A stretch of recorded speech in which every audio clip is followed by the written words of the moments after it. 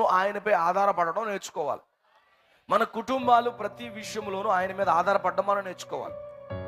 అదే అంటున్నాడు, అసలు దేవుడు మనం చేసింది ఎందుకంట ఆయన మీద ఆధారపడేలా చేశాడట. కానీ మనం ఏం చేస్తున్నాం? మిగతా వాటి మీద ఆధారపడి ఆయన మీద ఆధారపడలేక విమోచనకు దూరం అవుతున్నాం. ఎట్ ది సేమ్ టైం మనపై మనం ఆధారపడతాం మొదలు పెడతాం. మన తెలివితేటల పైన, మన జ్ఞానం పైన, మన సొంత ఆలోచన పైన, మన కుటుంబ బలం పైన, మన చదువుల పైన, లేకపోతే మనకున్న డబ్బును పైన, ఐశ్వర్యం పైన మనం ఆధారపడతా ఉంటాం. మీకు అర్థమవుతుందా?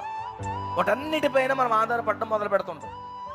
అలా ఆధారపడిన వాడు బుద్ధిహీనుడు అంటున్నాడు. కానీ ఎవరైతే వాక్యంపై ఆధారపడతాడో వాడు విమోచింపబడతాడు అన్నాడు.